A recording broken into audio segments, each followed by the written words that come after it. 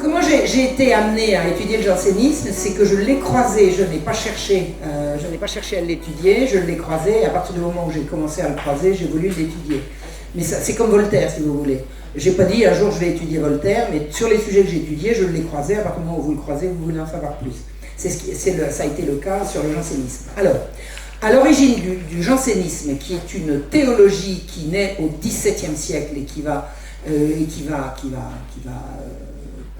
propager ses méfaits jusqu'à la Révolution française, vous avez un... Oh non, allô ouais. Vous avez un certain Jean-Ambroise Duvergier de Oran qui est né à Bayonne en 1581 et qui est étudiant à Louvain en 1600. Il a donc 19 ans à ce moment-là. Et il devient l'ami à Louvain. Alors il deviendra ce qu'on l'appellera l'abbé de Saint-Cyran. Et il se lie d'amitié à Louvain avec un jeune Corneille Janssen, qui est alors âgé de 15 ans.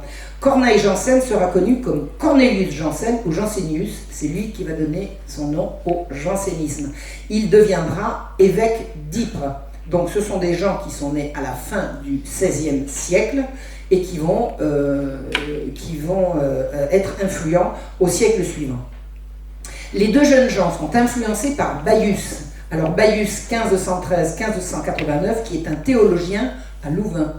Et Baius professe que pour lui, la nature humaine a été tellement mutilée par le péché originel que les fils d'Adam, c'est-à-dire les hommes, sans la grâce, ne peuvent aimer et faire que le mal.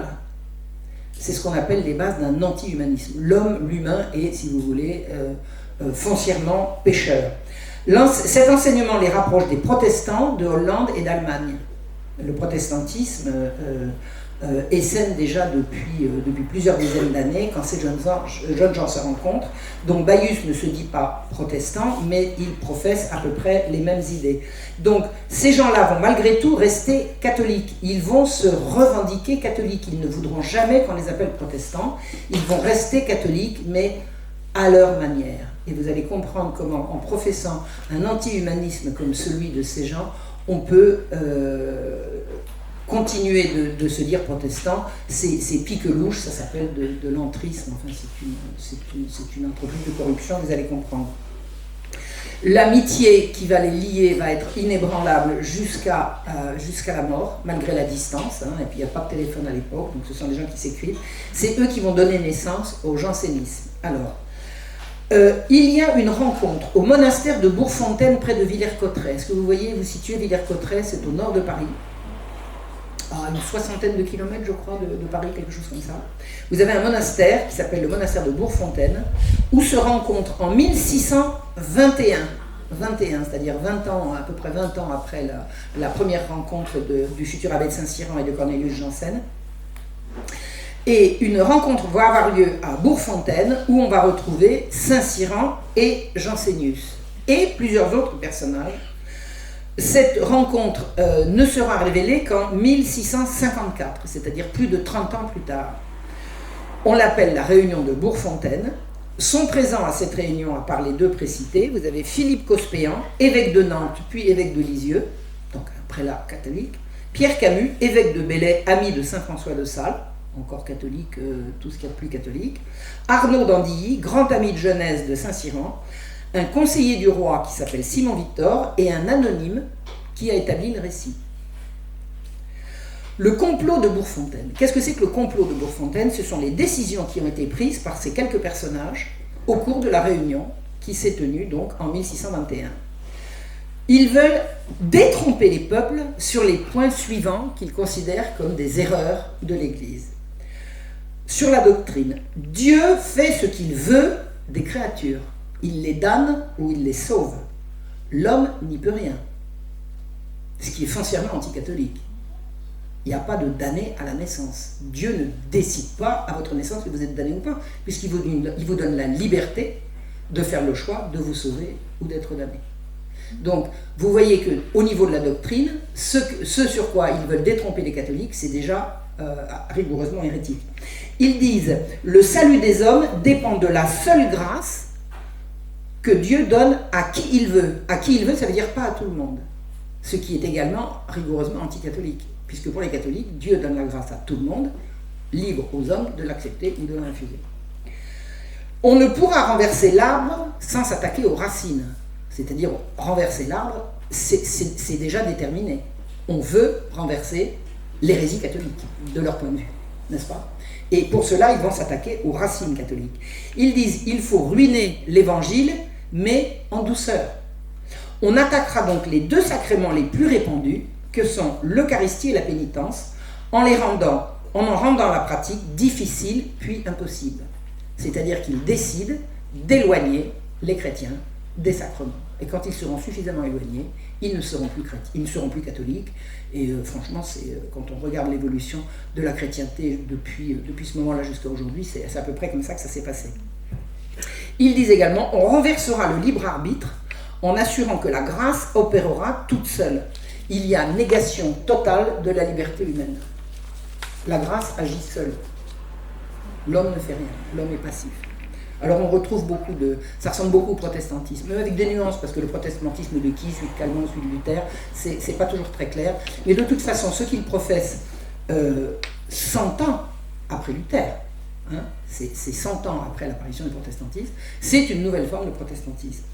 Ils disent, il faut détruire le mystère de l'incarnation, Jésus-Christ n'est pas mort pour tous les hommes. Jésus-Christ est mort pour ceux qu'il a choisis, qu'il a élus. Et on va lancer ça dans l'Église catholique. On va lancer ça notamment en France. Le plan du complot de Bourfontaine, c'est on discréditera tous ceux qui voudront rétablir le dogme, on attaquera le pape en son autorité. Alors là, pour la petite histoire, l'autorité du pape, elle n'a jamais cessé d'être attaquée. Mais là, ils en remettent une louche, ils en remettent véritablement une couche particulièrement virulente, vous allez voir comment. Ils disent, on écrira des livres pour répandre les nouvelles maximes déistes. Ça vous dit quelque chose? Ça prépare quelque chose, ça. Le déisme, c'est les Lumières, n'est-ce pas? On se servira de Saint-Augustin, ça c'est très important à comprendre. On se servira de Saint-Augustin qui est souvent obscur et qu'on peut interpréter. Alors ça a été dit et redit. J'ai notamment lu l'excellent livre d'Étienne Couvert sur la gnose et le jansénisme. Il est clair que Saint-Augustin, d'une part, n'a pas toujours été très clair dans ses explications, et surtout il a évolué. Donc si vous voulez vous servir de Saint-Augustin, vous pouvez prendre un Saint-Augustin qui va dire à un moment donné quelque chose qu'il ne dira pas 30 ans plus tard, mais ils s'en serviront pour dire Saint-Augustin l'a dit, ne touchez pas aux écrits d'un père de l'Église. Donc Saint-Augustin sera un de leurs outils, et on verra comment. Ils veulent abolir la monarchie de l'Église, c'est-à-dire que l'Église est... Qu'est-ce que ça veut dire monarchique? Ça veut dire qu'il y a une seule tête, un seul gouvernement de l'Église, et ce qu'ils veulent, c'est une Église de concile, une Église de rassemblement de conciles divers, c'est-à-dire une Église qui ne sera plus unifiée, une Église dont le pape ne pourra plus être le successeur de Saint-Pierre et le vicaire de Dieu. On y est, hein? On y est. Leur cible favorite. Alors, je dis, ils veulent abolir la monarchie de l'Église, mais après ils vont contribuer à abolir la monarchie tout court, la monarchie de la France, la monarchie politique. Leur cible favorite sera les jésuites. Alors, si vous voulez un jour que je vienne vous parler des jésuites, je suis intarissable, parce qu'il n'y a pas un sujet...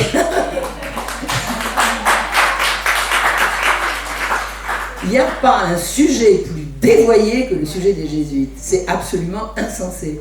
Il n'y a pas une semaine qui se passe où on va dire « Regarde les nouveaux crimes de jésuites qu'on vient de découvrir ». C'est faux, c'est faux, c'est faux et c'est faux. D'accord? Je vais vous expliquer. Vous avez les jésuites depuis 1543 jusqu'à 1965. À partir de là, c'est plus les jésuites. Donc tout ce qu'on vous raconte de 65 à nos jours, c'est plus ça. Et tout ce qui est avant, c'est pas ce qu'on vous dit. Voilà. Mais ça, j'y reviendrai un jour si vous voulez, parce que c'est vraiment un sujet que j'adore. Incidemment, enfin c'est pas un sujet que j'adore, quand j'ai découvert ça, j'ai dit mais c'est pas possible de raconter autant d'imbécilité sur les jésuites. Écoutez, vous savez ce qu'on m'a expliqué? Le capitaine du Titanic était jésuite.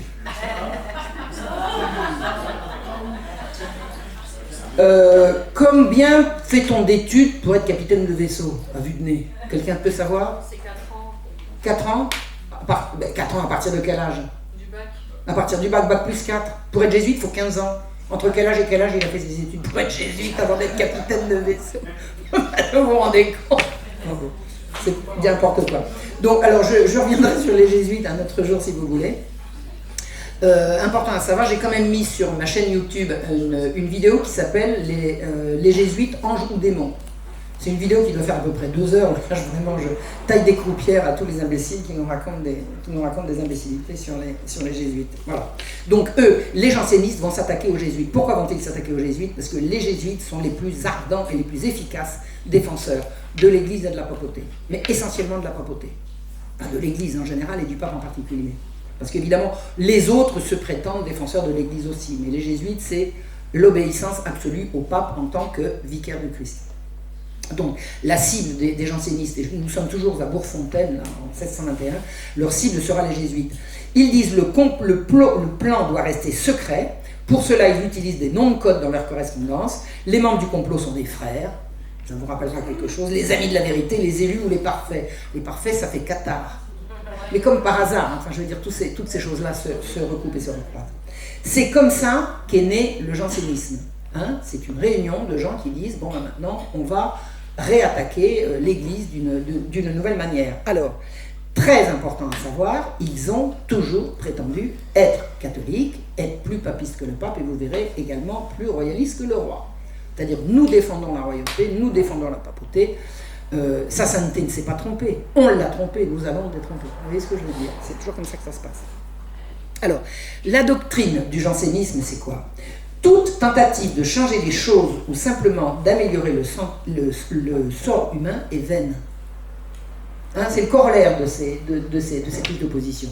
C'est le corollaire de leur plan. Si toute tentative de changer les choses ou d'améliorer le sort humain est vaine, que va être une action politique? Que va être une action sociale? Que va être une action publique? C'est de la barbarie. On est quand même tous là ensemble pour faire en sorte que ça marche le mieux pour tout le monde. Ils disent non, ça ne sert à rien, ça ne marchera jamais mieux. C'est extrêmement négatif, c'est antisocial. Le monde est fait d'élus et de réprouvés, de justes et de pécheurs. Vous êtes élus, vous pouvez faire ce que vous voulez. Vous êtes élus. Vous êtes réprouvés, vous pouvez faire ce que vous voulez, vous resterez réprouvés. Et vous êtes, je crois, placés pour savoir, aussi bien que moi, que ça, c'est pas catholique. Mais eux prétendront le contraire. Et il y a les justes et les pécheurs. Un juste est toujours juste, un pécheur est toujours pécheur.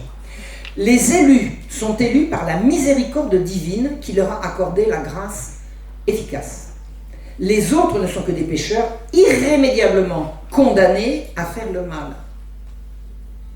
Alors le monde se divise en deux, il y a les gentils et les méchants. Les gentils, c'est ceux d'en haut, et les méchants, c'est le reste. Jésus n'est pas mort pour toute l'humanité, mais pour les élus seulement. Je ne sais pas si vous voyez, mais ça va très très loin. Pour Saint Cyran, alors Saint Cyran, c'est un des deux premiers là. Il dit, il est impossible pour un vrai chrétien de participer à la vie sociale et politique. Il faut être malade dans l'âme et posséder de quelques passions mauvaises pour aimer cette vie mortelle. La vie est haïssable. La vie est haïssable. C'est ce qu'on appelle un anti-humanisme. C'est une interprétation pessimiste du christianisme qui se rapproche de celle de Luther. Alors, je n'ai pas étudié Luther de suffisamment près pour faire le distinguo entre Luther, Calvin, les autres et le jansénisme, mais je sais qu'il y a quand même, ce sont quand même des cousins germains. Hein. C'est clair que ça se ressemble beaucoup dans cette interprétation pessimiste du christianisme. C'est-à-dire, il y a les bons et il y a les mauvais. Dieu a des desseins insondables. Dieu est terrible. Dieu est terrible, c'est pas un Dieu d'amour, c'est un Dieu de terreur. Il a des desseins insondables aux décrets incompréhensibles. N'essayez pas de comprendre. Soyez passif. Pardon? C'est trop dur pour vous, ne cherchez pas. L'homme ne trouve son plaisir qu'à faire le mal. L'homme ne trouve son plaisir qu'à faire le mal. Vous avez jamais rencontré quelqu'un qui est tout content parce qu'il a fait le bien? Non, ça n'existe pas. Ça n'existe pas. La raison de l'homme est une dérision. La raison de l'homme est une dérision. L'homme ne peut pas raisonner. Sa volonté est impuissante. L'homme est un jouet. L'homme est un jouet, une marionnette passive entre les mains de Dieu qui en fait ce qu'il veut. Égoïsme, amour-propre et appétit individuel sont les moteurs de l'humanité. Un homme, un vrai, c'est quelqu'un qui est égoïste, qui ne pense qu'à lui, qui ne pense qu'à la satisfaction de ses désirs immédiats. Un disciple d'Antoine Arnauld, qui s'appelle Ambroise Pacori, qui a vécu entre 1649 et 1730, écrit « Le chrétien doit concevoir une sainte haine de sa propre chair et de celle des autres. » Eh bien, faites des enfants avec ça.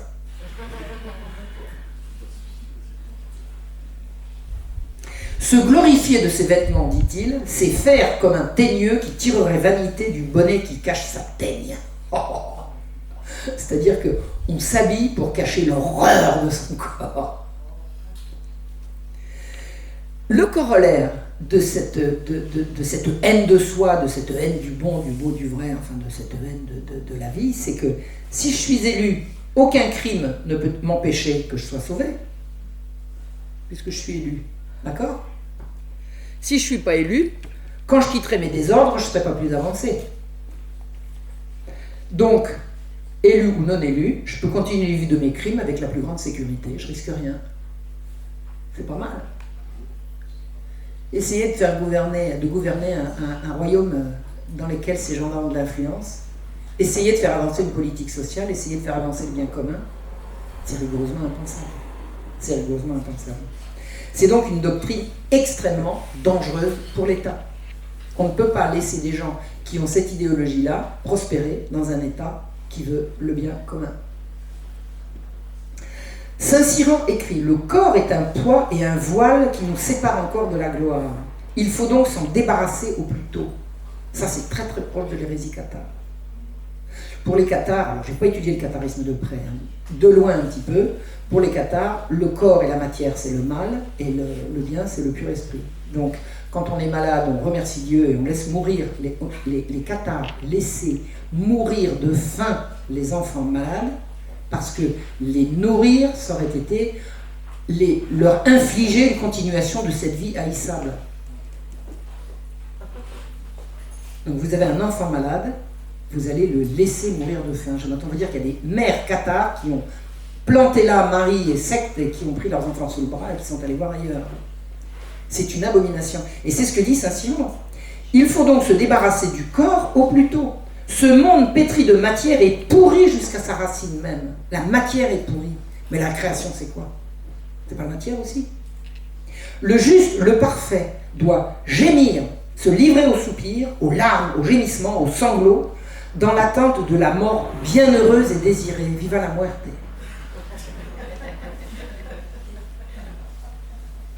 Et il dit, et ça fait partie de ce qu'on a retiré de sa doctrine, on prie Dieu par la pensée, par la parole, par l'action, par la souffrance. Oh, je souffre, c'est bien. Je crois, ça s'appelle le masochisme, c'est ça? Alors le mariage est jugé vulgaire et dangereux. Attendez, le mariage, vous risqueriez d'être heureux, je ne sais pas si vous imaginez, vous risquez pas ça, faites jamais ça, vous êtes fous. Et on refuse tout commerce charnel par définition. Par définition. Seuls sont sauvés ceux qui sont touchés par la grâce. Le Christ est mort pour cela seulement. Et croire qu'on a des vertus, parce qu'on a suivi les enseignements de l'Église, c'est encore le masque de l'amour-propre. Les vertus qu'on prétend avoir, c'est encore de l'orgueil. Avoir la satisfaction d'avoir bien fait, c'est encore de l'orgueil. Il ne faut surtout pas faire ça. Donc, le janséniste Bontin vit dans une anxiété perpétuelle, il a la hantise de l'amour-propre, et il épluche en permanence fiévreusement sa conscience pour savoir s'il n'a pas tiré un petit peu de plaisir de quelque chose. Le janséniste finit par ne plus trouver un instant de paix que quand il a découvert à ses actes un motif égoïste qui peut n'avoir pas existé, mais dont il pourra s'accuser en confessionnal. Où il ira le moins souvent possible, comme vous avez compris. C'est un anti-humanisme. Voilà, on va le définir comme ça. C'est de la haine du corps, la haine de l'homme, la haine de l'homme et de l'humain, la haine de l'homme et de la femme. C'est anti-concile de Trente. Le concile de Trente qui s'est réuni au nord de l'Italie, puisque, c'est pas à vous que j'explique ce que c'est que Trente, mais quelquefois quand vous parlez à un certain public, vous êtes obligé de leur expliquer que Trente c'est pas un numéro et que c'est bien. Dans un public comme vous, je sais que j'ai pas besoin de... Vous connaissez tous ce que c'est que le concile de Trente. En tout cas, que c'est cet anti-humanisme que le concile de Trente a rigoureusement dénoncé. Le concile de Trente va définir l'humanisme chrétien. Alors l'humanisme chrétien, non pas l'humanisme dans le sens maçonnique du terme. L'humanisme chrétien, ce sont les valeurs telles que les catholiques les définissent au Concile de Trente concernant le commerce qu'on doit avoir, que les hommes doivent avoir entre eux. Alors, le jansénisme a rigoureusement favorisé les libertins. Écoutez ce que dit une certaine Madame de Choisy qui a vécu à l'époque de Louis XIV. Elle dit qu'importe, alors Louis XIV ou Louis XIII, je ne suis pas très sûr. Qu'importe comment l'on fait, puisque si nous avons la grâce, nous serons sauvés.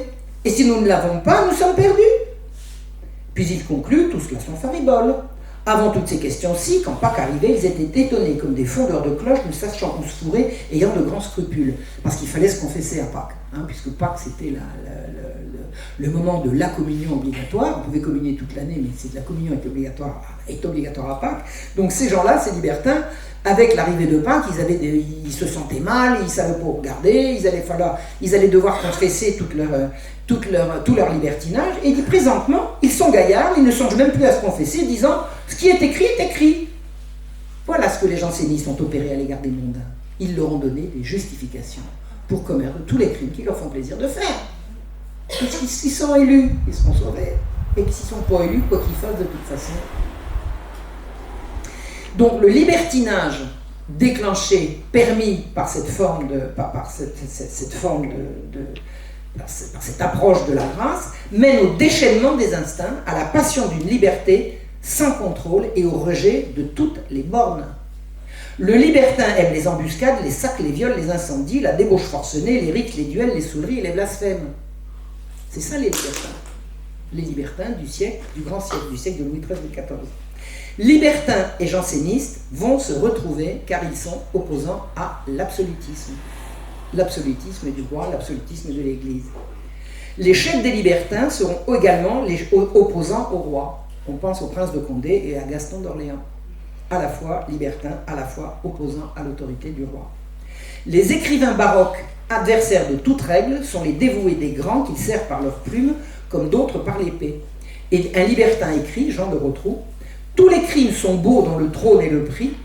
À tout prix, un grand cœur achète un grand crédit, et tout crime est permis quand il nous agrandit. » C'est pas beau ça? Alors je ne dis pas que les libertins sont des jansénistes, mais je dis simplement que le jansénisme justifie et autorise le libertinage. Je vais vous raconter quelle est la chronologie de la montée du jansénisme au Royaume de France. Alors, je sais que ça n'a pas été que le Royaume de France, mais c'est quand même le sujet qui m'intéresse et je crois vous intéresse également. En 1627, alors Bourgfontaine c'est 1621, vous vous souvenez, je ne me trompe pas d'une année, Bourgfontaine c'est 1621. En 1627, à Port-Royal, l'abbesse Angélique Arnaud rencontre Saint-Cyran, qui est un ami de sa famille. Nous sommes 6 ans après Bourgfontaine, et elle fait entrer l'abbé de Saint-Cyran comme directeur spirituel de Port-Royal. Donc l'abbaye de Port-Royal va devenir janséniste. À Port-Royal, on va distiller une haine obsessionnelle des jésuites et on va développer la rigueur morale à l'extrême. Port-Royal devient un monastère janséniste. Jansénius, en 1635, publie Mars Gallicus, qui est un violent pamphlet contre les alliances protestantes de Louis XIII et de Richelieu avec les princes protestants contre le danger catholique représenté par l'Espagne et l'Autriche.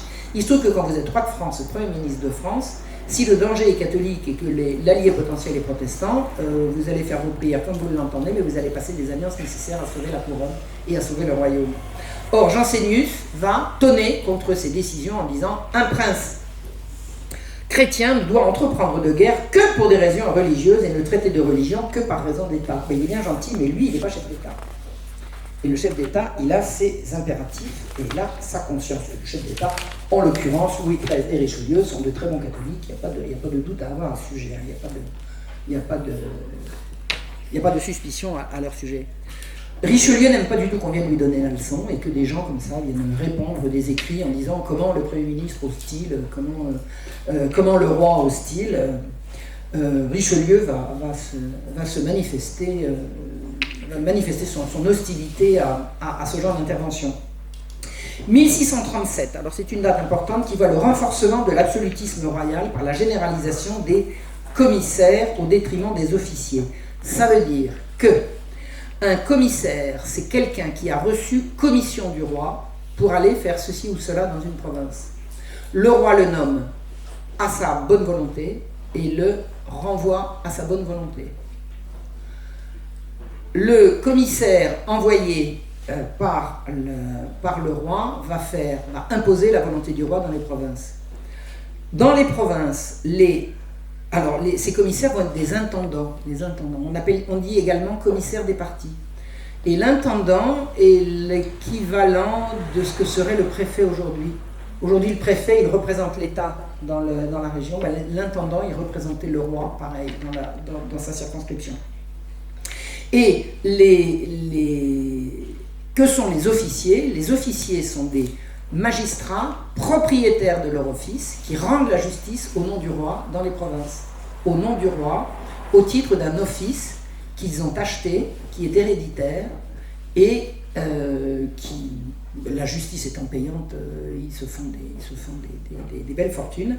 Et ils ont une importance dans la province qui va être battue en brèche par l'influence des intendants. C'est-à-dire que la centralisation monarchique, le renforcement du pouvoir central à Versailles, va faire de l'ombre aux juges des provinces, qui disent nous avons nos devoirs à remplir et les intendants viennent nous donner des ordres. Enfin, il y a une concurrence qui se fait entre les uns et les autres. Or, il se trouve que le jansénisme offre une justification à la réaction des officiers vexés par la montée des intendants. Ils sont arrêtés dans leurs ambitions et le jansénisme va leur dire à quoi bon se battre, à quoi bon faire mieux. Le jansénisme leur offre une justification de leur renoncement à faire le bien. Alors, c'est une explication, je ne dis pas qu'il n'y en a pas beaucoup d'autres, mais elle tient la route. Elle tient la route. Donc le jansénisme sera, dans ses fondements et son activité principale, une affaire de juges. Alors on ne dit pas les juges, on dit les rabbins. Pourquoi? Parce que les juges, ils portent une grande robe. Voilà. C'est les seuls à porter une grande robe, bon, à part les prêtres. Mais ce que je veux dire, c'est que vous avez les magistrats de robe courte et la robe courte, ce sont les magistrats qui peuvent monter à cheval, et les magistrats de robe longue, les rabbins, ce sont les juges, les magistrats. Alors, juges de père en fils, juges avec des pouvoirs extrêmement étendus, juges au Parlement, juges. Le 27 août 1737, l'avocat Antoine Lemaître, conseiller d'État, décide de vivre par et pour Dieu. Donc il va renoncer au monde, le renoncement janséniste. Et vous savez ce qu'il fait pour se retirer du monde? Il envoie l'information concernant sa retraite à tout le monde. Je quitte le monde et je le fais savoir à tout le monde. Port-Royal se remplit de solitaires qui s'y retrouvent avocats, bourgeois de négoce, des gens qui ont compris que les intendants leur faisant de l'ombre, ils ne feront pas la carrière qu'ils veulent, donc ils renoncent à tout et ils vont s'installer à Port-Royal. Tous ensemble, après avoir fait savoir à tout le monde qu'ils renonçaient à tout. Vous avez alors, il y a quelques prélats de l'Église de France qui sont jansénistes. Vous allez voir, il n'y en a pas beaucoup, mais il y en a quelques-uns. Il y a un certain Nicolas Pavillon qui est nommé évêque d'Alais. Il a été formé par Saint Vincent de Paul, futur Saint Vincent de Paul, Vincent de Paul à l'époque, mais il est devenu janséniste. Et Vincent de Paul, c'est pas un janséniste, du tout. Mais disons que tous ces gens-là se sont rencontrés quand ils étaient jeunes, après ils ont fait des évolutions différentes. Vous savez, comme tous les jeunes qui se sont rencontrés à l'ENA, puis il y en a qu'on retrouve à droite, qu'on retrouve à gauche, qu'on retrouve ici, vous voyez, c'est à peu près l'équivalent. Donc, Nicolas Pavillon est devenu janséniste. Et dans son diocèse d'Alais, dans le Midi, il combat, tenez-vous bien, les viols, les rapts et les incestes dans son diocèse. On va pas se plaindre. Il est bien, hein? Il lutte contre la criminalité sexuelle. Alors là, tout va bien. Il lutte contre les duels. Il lutte contre l'usure contre les paysans et la tyrannie des hobereaux campagnards. Alors là, on va dire qu'il fait du bon boulot. Mais par la même occasion, il interdit les fêtes, les bals et les danses. Pardon? Les danses souillent les fêtes religieuses. Attendez, comment osez-vous danser le jour où vous avez reçu le corps sacré de notre Seigneur? Mais attendez, si vous ne dansez pas le dimanche, vous allez danser quel jour? En fait, ils vont s'insinuer dans la vie quotidienne des gens pour leur empoisonner l'existence. Vous avez d'un côté un masque vertueux, enfin une face vertueuse qui est appréciée, et puis de l'autre côté, arrêtez de rigoler, arrêtez de danser, arrêtez de faire la fête, arrêtez de vous aimer, arrêtez d'aimer la vie. C'est insoutenable. C'est insoutenable. Ce Nicolas Pavillon a fait donner le fouet à un gentilhomme de 16 ans qui avait embrassé une fille à l'issue d'une danse. Alors, si les garçons ne peuvent plus embrasser les filles sans prendre le fouet, je ne sais pas si de gémir, on n'est plus en France. Là. À Alais, dans son diocèse, un pénitent ne peut aller se confesser ailleurs que là où un curé a reçu des instructions de dureté. Et c'est dans le plan de Bourfontaine. Hein. On rendra la confession, on rendra l'Eucharistie et la confession de plus en plus difficile à obtenir. Hein. Alors, il doit avoir un billet de confession, sinon il ne pourra pas communier. Donc on dit voilà, vous voulez communier, vous ne pouvez aller vous confesser qu'à tel prêtre qui a reçu des instructions particulièrement dures, et il vous donnera un billet de confession. Et si vous n'avez pas ce billet de confession, arrivez à la table de communion, on ne vous donnera pas la communion. C'est quoi ça? C'est quoi ça? Ces façons de faire contribueront grandement à la déchristianisation qui viendra. Partout où les jansénistes auront assuré un diocèse, la déchristianisation sera galopante un siècle plus tard. Ils vont réussir à dégoûter les paroissiens d'aller à la messe et d'écouter leurs prêches. Les populations vivent sous un régime inquisitorial avec des pénitences publiques et humiliantes. Vous imaginez, vous voulez recevoir l'absolution, vous allez donc faire pénitence, ou vous allez le faire publiquement. Quoi? Attendez, la pénitence, c'est entre le bon Dieu et nous, non? Non, vous allez faire ça publiquement. Et alors, devant toute la paroisse, non mais attendez, alors les églises se vident. C'est radical. C'est radical. En 1638, Richelieu s'inquiète. Richelieu défend que l'attrition, c'est-à-dire le regret des fautes qu'on a faites par crainte de l'enfer, c'est suffisant.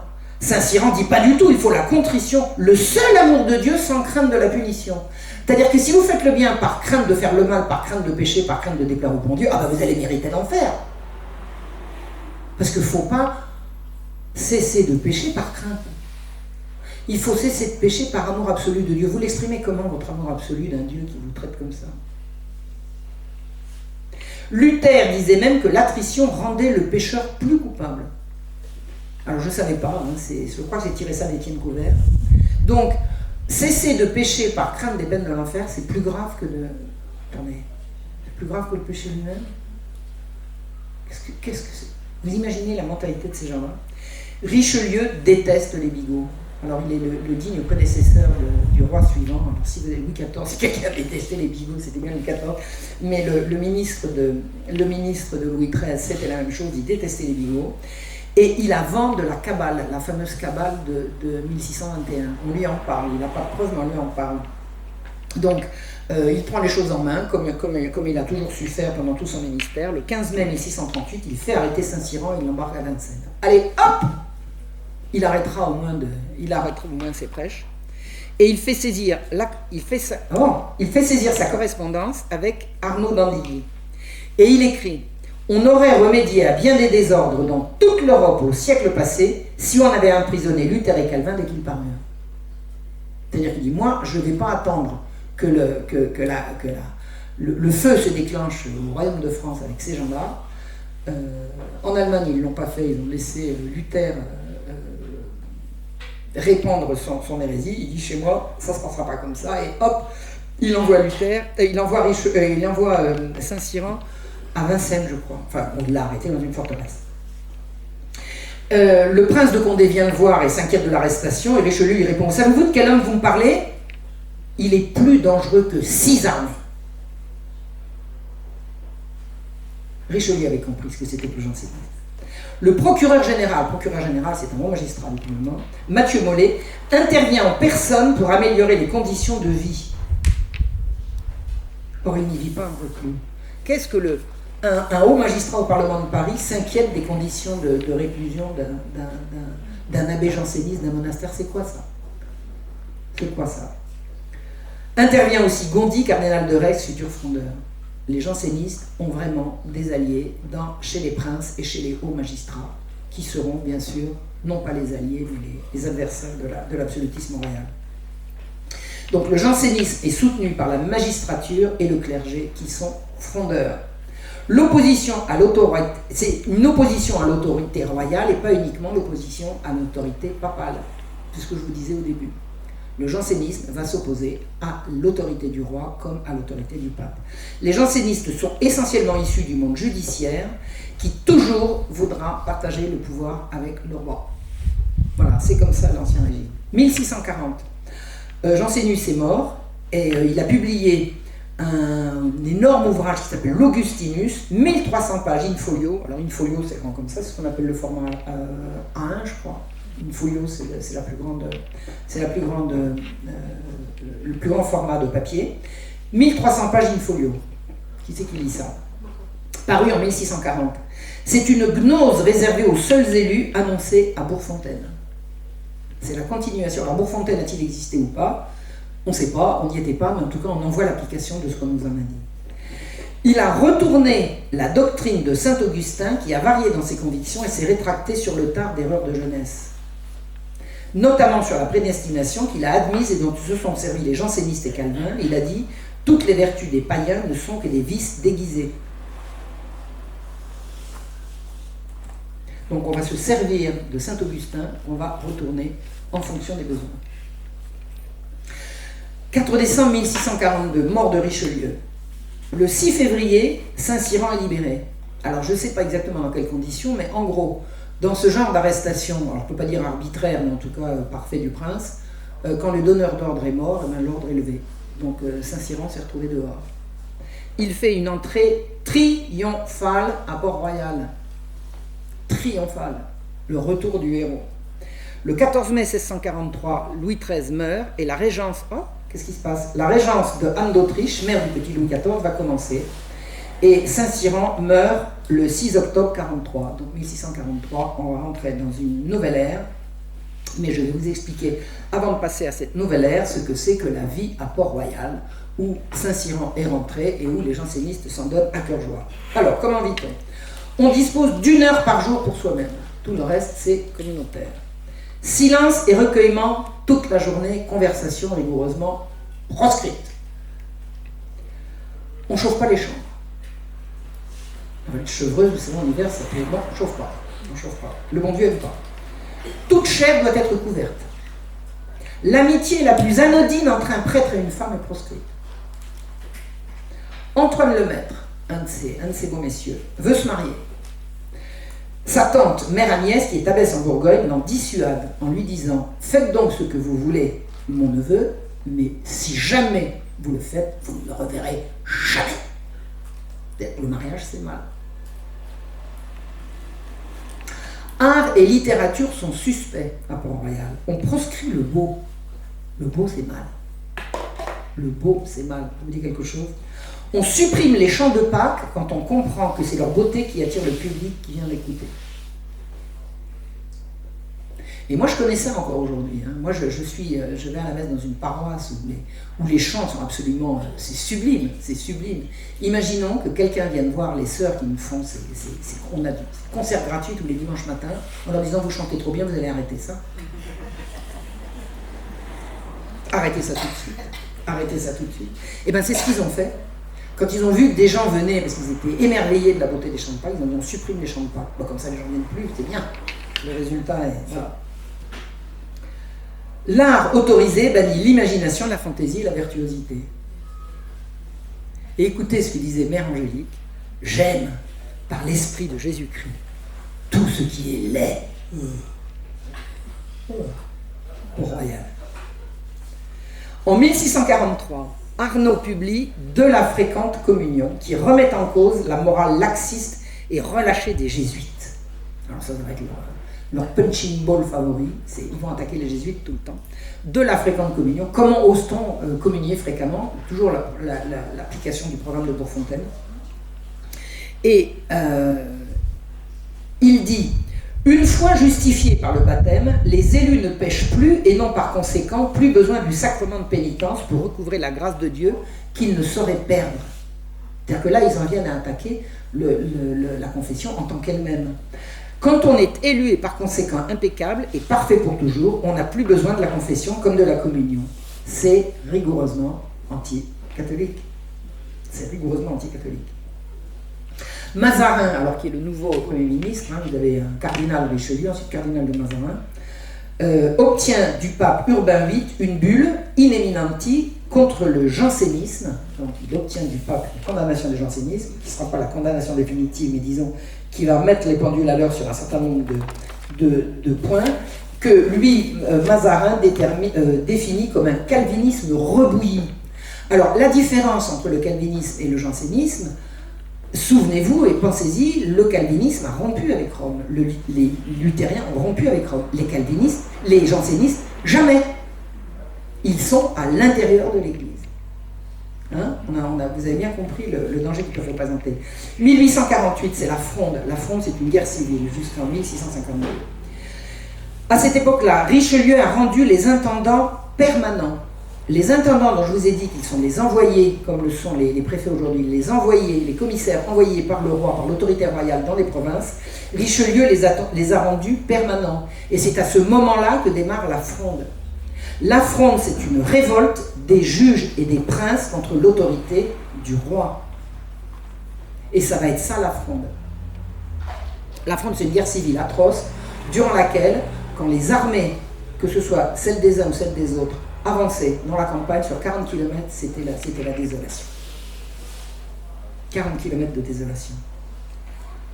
Aux yeux de Mazarin, le parti janséniste est une menace politique grave. Il ne peut pas se permettre de laisser ces gens continuer de prospérer au royaume, compte tenu du danger que représente la Fronde et cette révolte des princes et des juges contre l'autorité royale. En Angleterre, au même moment, c'est la guerre civile et la révolution des puritains va renverser le roi Charles Ier en 1649. Dans un an, il n'y a plus de roi en Angleterre. Oui. La duchesse de Longueville ou madame de Chevreuse sont à la fois des frondeuses et des amis de Port-Royal. Il y a un lien entre la Fronde et le jansénisme, même si ce n'est pas ouvertement et officiellement. Dans les faits, il y a un lien. Pendant la guerre, la Fronde, des parlementaires en robe accompagnent le lent cortège de Port-Royal qui va se mettre à l'abri le 12 janvier 1949. C'est-à-dire que le Parlement, en personne, accompagne ces messieurs de Port-Royal dans leur exil. Donc le Parlement est janséniste. Il est le protecteur du jansénisme à tous les points de vue. Le très frondeur cardinal de Retz est largement financé par les jansénistes. Il nomme comme vicaire des curés jansénistes. Donc le jansénisme s'insinue au cœur de l'État. À l'instigation, 1651, à l'instigation de Vincent de Paul, les évêques demandent à Rome en 1651 d'examiner 5 propositions tirées de l'Augustinus. Vous savez, l'Augustinus, c'est l'espèce de testament de Cornelius Jansen. C'est de Cornelius Jansen, c'est pas de bêtises, parce que je suis filmé. On pourra couper, oui, l'Augustinus, c'est le dernier. Voilà. Voilà, c'est son dernier ouvrage. Voilà. Donc, Vincent de Paul, les catholiques qui sentent venir le danger demandent au pape de se prononcer sur 5 propositions qui sont tirées de l'Augustinus en disant très Saint-Père, si vous condamnez au moins déjà ça, qu'on ait des arguments pour batailler contre eux.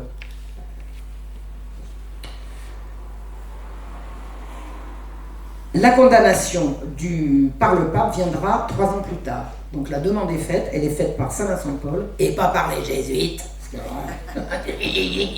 Non, c'est le futur Saint Vincent de Paul, Monsieur Vincent, qui écrivent à l'instigation, ce sont des évêques de France, à l'instigation de Monsieur Vincent, qui demandent à Rome de condamner les 5 propositions tirées de l'Augustinus. Alors, 1652, c'est la fin de la Fronde. Louis XIV va serrer la vis à tous les particularismes qui lui ont été hostiles et il va combattre le jansénisme sans pitié. Il les déteste. Alors, il n'aime pas les bigots, mais il a compris à qui il avait affaire. En 1653, le pape Innocent X publie une bulle cum occasione condamnant les fameuses 5... Ça marche plus. Allô, voilà. Le pape condamne les fameuses 5 propositions tirées de l'Augustinus. Alors, selon ces propositions, la réalité du libre arbitre, la possibilité humaine de rejeter la grâce et l'universalité du salut en Jésus-Christ ont été niées par Jansénius. Donc c'est le pape qui le dit là. Il dit Jansénius a nié le libre arbitre, la possibilité humaine de etc., etc. Cette condamnation est une victoire pour Mazarin. Mazarin voulait remettre les jansénistes au pas, le pape lui donne les moyens. Voilà, votre mentor a écrit ça, regardez, on tire 5 propositions de son bouquin et le pape les condamne. Antoine Arnaud dit c'est vrai, ces propositions sont bien hérétiques. Le pape a raison, mais elles ne sont pas dans l'Augustinus, il a mal lu. Et ça va recommencer. Et vous savez ce qu'il dit?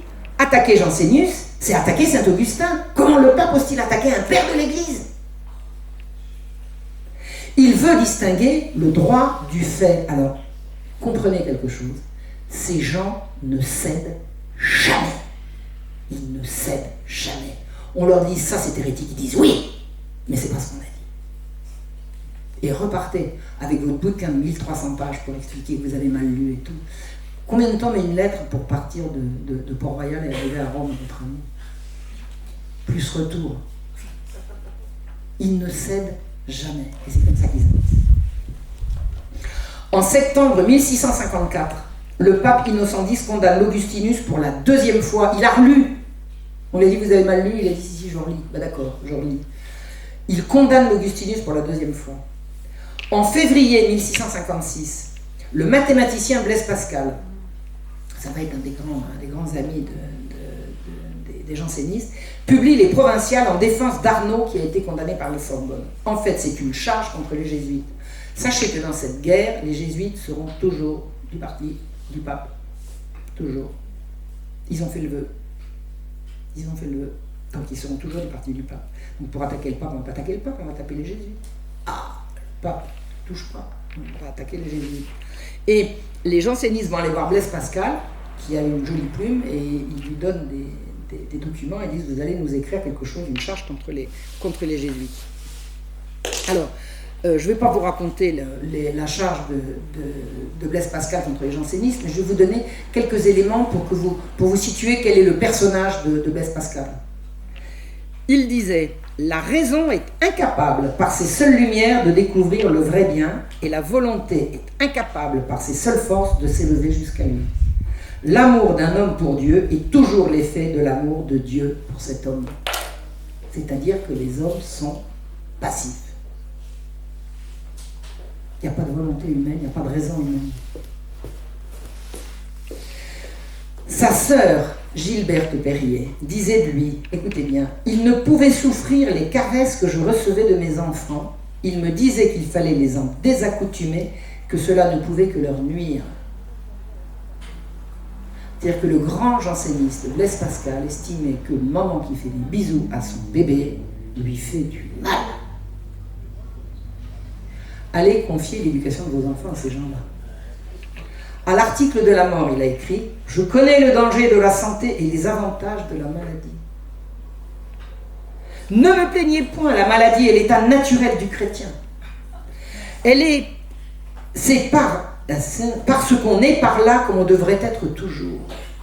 Un chrétien en bonne santé, c'est un mauvais chrétien. Dans la privation de tous les biens et les plaisirs des sens, exempt de toutes les passions, et n'est-ce pas un grand bonheur quand on est par nécessité dans un état où on est obligé d'être? C'est lui qui va combattre les jésuites. C'est lui le héros du jansénisme. Vous imaginez la mentalité de ce type. Le 16 octobre 1656, le pape riposte par la bulle Ad Sacram d'Alexandre VII. La papauté continue de se manifester officiellement contre le jansénisme. En 1657, l'Assemblée du clergé, alors là c'est le clergé de France, c'est pas un concile écuménique c'est le clergé de France, reçoit la bulle Ad Sacram, c'est-à-dire que le clergé français se manifeste, se réunit et se exprime qu'il est entièrement en accord avec le pape et qu'il n'est pas janséniste, qu'il est anti-janséniste. Le jansénisme est minoritaire, ultra minoritaire dans le clergé français. L'Église de France n'est pas janséniste. C'est comme ça qu'on peut le voir. Pour ramener l'ordre, le pape décide de contraindre... Non, c'est le clergé. Le clergé français, pour ramener l'ordre, décide de contraindre les prêtres, les religieux et les religieuses à signer une formule ainsi rédigée. Je me soumets à la constitution apostolique d'Innocent X, souverain pontife, donnée le 31 mai 1653, la fameuse bulle Cum Occasione, et à celle d'Alexandre VII, son successeur, donnée le 16 octobre 1656, la bulle Ad Sacram.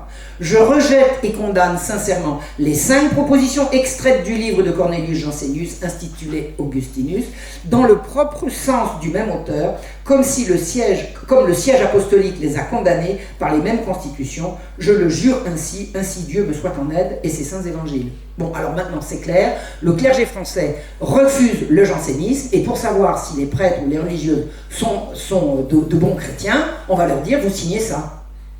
Vous signez ou vous signez pas? Vous signez ça. Si vous êtes bon catholique, vous êtes avec le pape, vous êtes avec votre évêque, avec le clergé de France, et on va faire signer.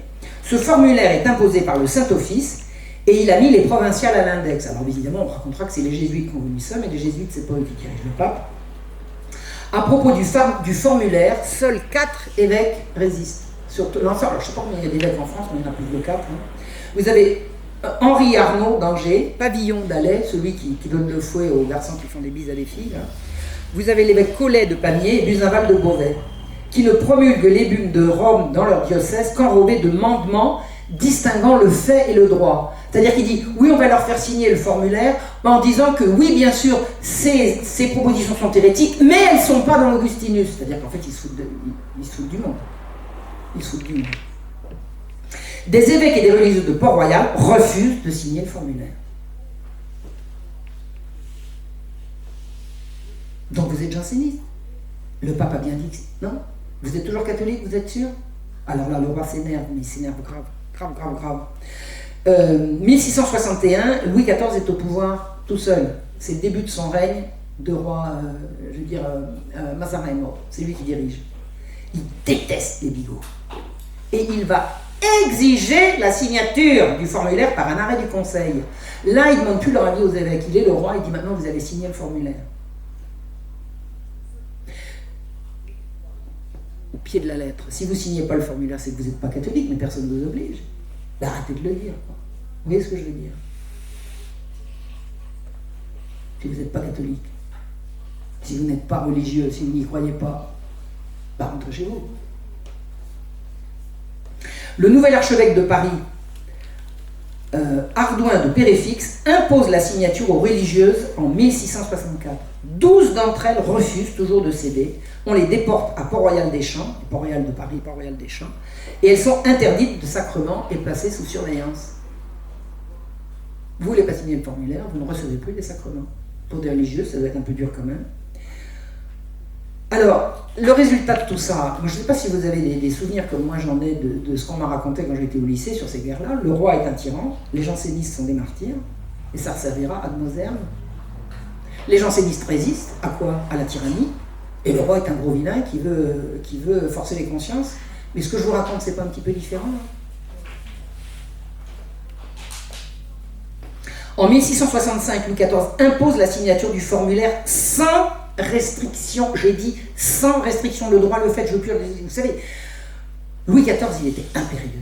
Non, il n'y a pas de restriction. Vous signez ou vous signez pas? Vous signez ou vous signez pas? Quelques-unes s'y plient, pas toutes. Ça sera les martyrs. Oh, mon âme et conscience, je la refuse. Pourtant, il faut la paix. Il faut la paix, on ne peut pas continuer de se bagarrer comme ça. Le pape Clément admet la signature du formulaire avec restriction de conscience. Voilà. Et c'est ainsi qu'est adoptée en 1668 une paix de l'Église. Ça ressemble un petit peu à une reculade, je ne sais pas. Enfin bon, admettons, avec restriction de conscience, du moment que vous signez. La mort de 2 chefs de file du mouvement en 1694, Arnaud et Nicole, l'année suivante. En 1694, les chefs de file à la fois du jansénisme militant et de la guerre, tous azimuts contre les jésuites, ils n'ont pas arrêté. Le roi va donc demander au pape la condamnation formelle du jansénisme. Le roi dit maintenant, on ne veut pas une bulle sur tel article ou tel ceci ou cela. Maintenant, très Saint-Père, veuillez nous donner votre condamnation, ou pas condamnation, enfin votre avis, votre décision définitive sur le jansénisme. En 1709, le roi chasse les religieuses de Port-Royal et il fait raser le couvent. Il dit raser. Allez faire un tour un jour en vallée de Chevreuse, plus rien. Alors il y a lieu, c'est rasé. Vous voulez pas obéir, voilà.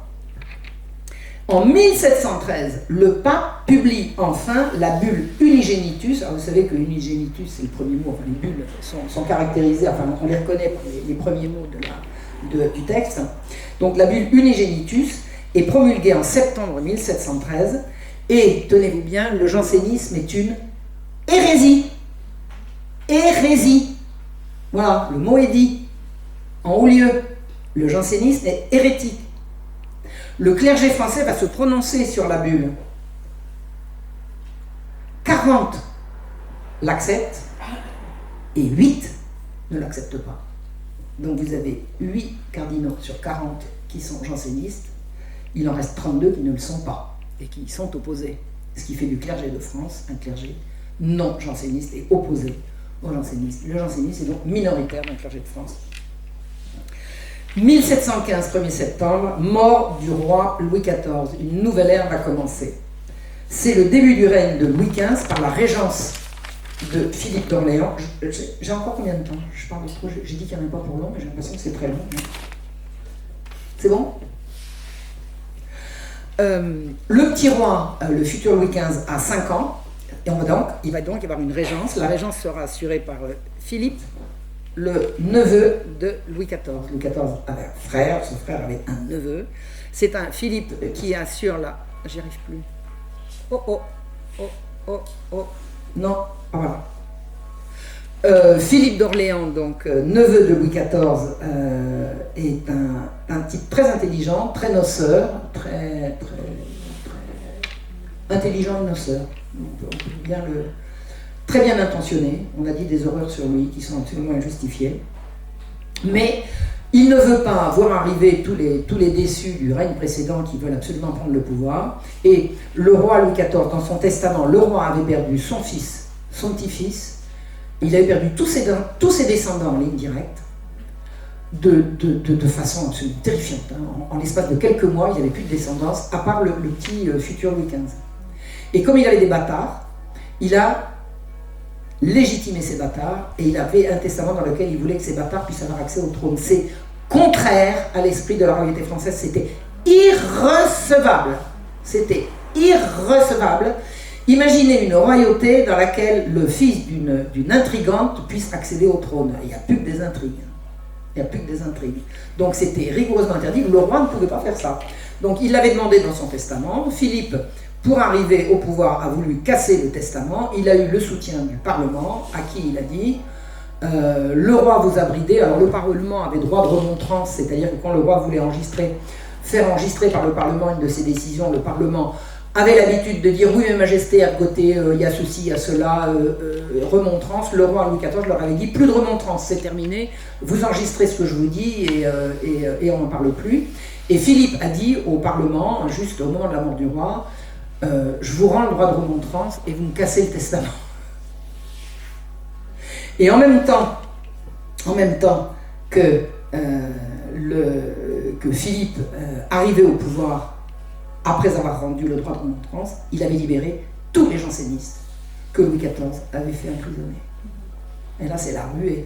Alors, le retour triomphal des jansénistes, je ne vous raconte pas. En janvier 1716, 18 évêques pressent Philippe de les soutenir auprès du pape.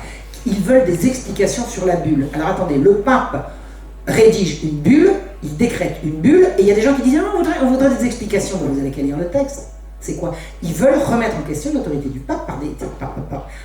je veux dire, on n'ergote pas sur une bulle. Qu'est-ce que c'est que ça? Et ils demandent à Philippe de les soutenir auprès du pape. Sinon, disent-ils, on veut en appeler à un concile. Mais c'est de nouveau remettre en question l'autorité du pape par un concile. Pourquoi?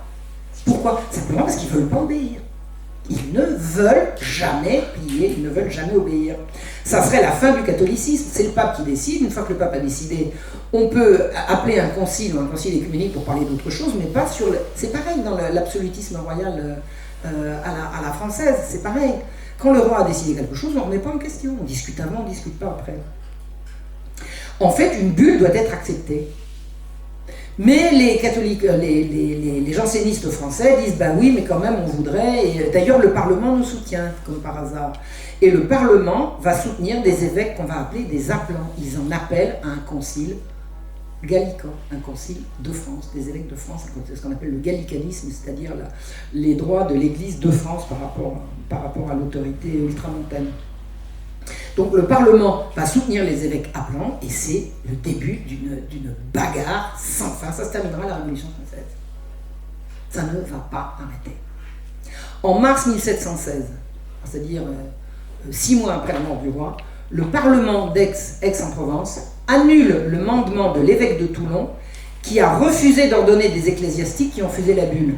Alors attendez, l'évêque il n'est pas maître chez lui, il va ordonner des prêtres qui ont dit nous on refuse la bulle. Ben, je ne vous ordonne pas.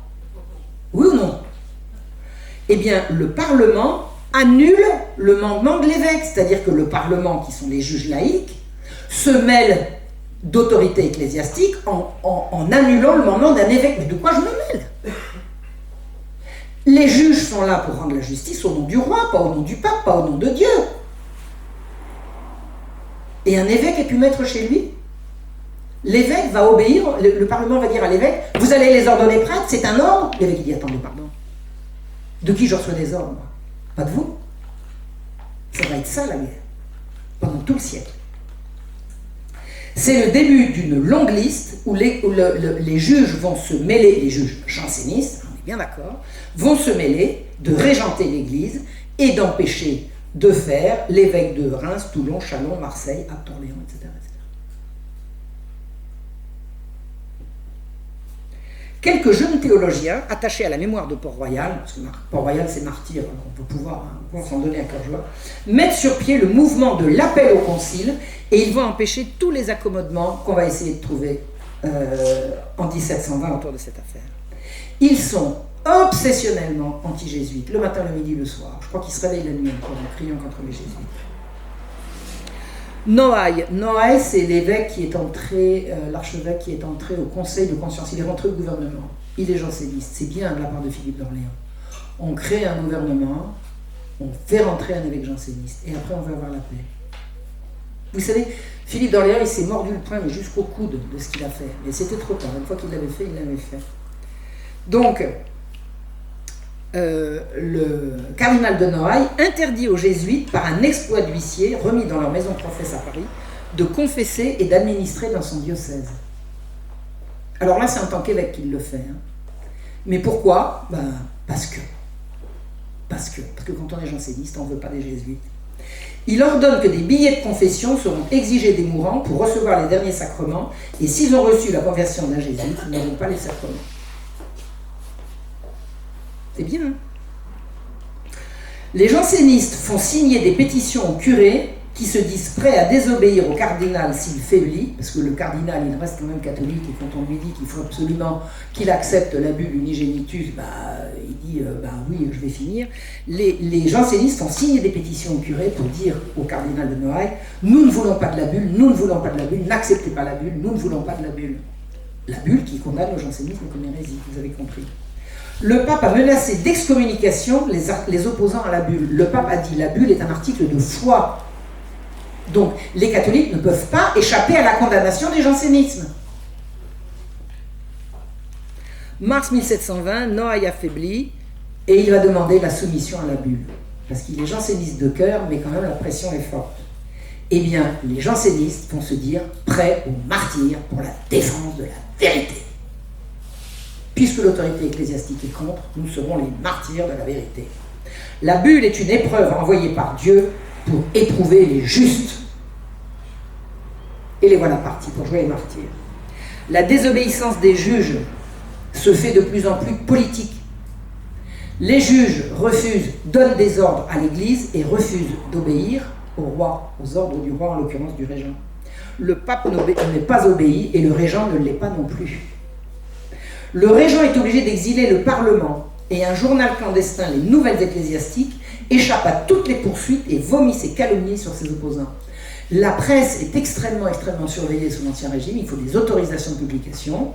Les nouvelles ecclésiastiques, qui sont l'organe du parti janséniste, n'a aucune autorisation et est publiée à tire-larigot. Alors, pour la petite histoire, nous sommes ici à vol d'oiseau à une soixantaine de kilomètres du lieu où les nouvelles ecclésiastiques étaient imprimées. C'est dans la commune de Ranchères, à côté de Mézy, du côté de Saint-Fargeau. C'est là que les nouvelles ecclésiastiques étaient. Alors, sans autorisation, vous êtes des juges et vous vous servez d'un organe absolument hors la loi pour faire circuler les idées que vous défendez. C'est bien, hein? Donc, le Parlement refuse. Alors, le régent dit, le pape a dit que la bulle est un article de foi. Moi, je vous dis que ça va être une loi d'État. Donc, une fois que la décision est prise, il faut que le Parlement enregistre, c'est-à-dire qu'il inscrive dans ses registres. Le Parlement, il dit non. On ne va pas enregistrer. De quel droit? Ben rien. Du droit du plus fort, du droit du plus culotté. Les jansénistes, alors, la querelle finalement est censée s'apaiser en 1730, on fait profil bas, on dit bon, on va essayer, on va faire comme si on n'avait rien vu. Les jansénistes ont perdu la Manche. Alors je ne sais pas si finalement la bulle a fini par être enregistrée, mais disons que la querelle se tasse et les jansénistes vont dire bon, on va lancer autre chose. On va lancer autre chose.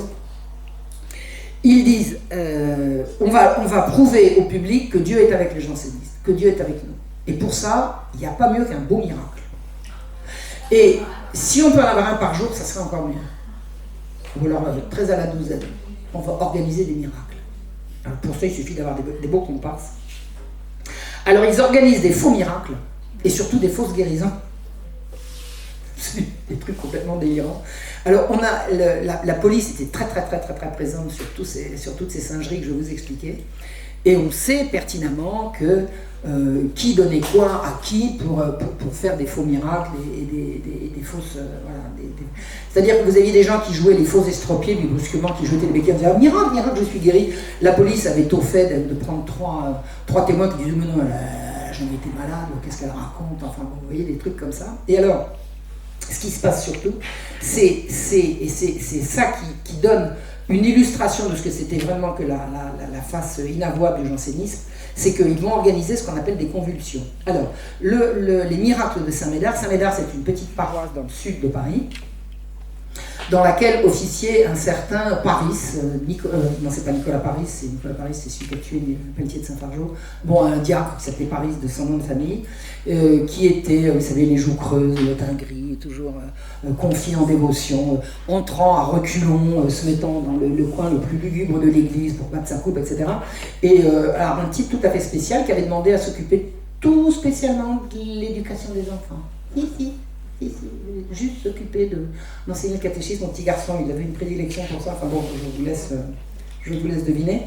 Et ce type, quand il est mort, il y a des gens qui ont dit mais il y a des miracles sur sa tombe. Alors qu'est-ce que c'est des miracles?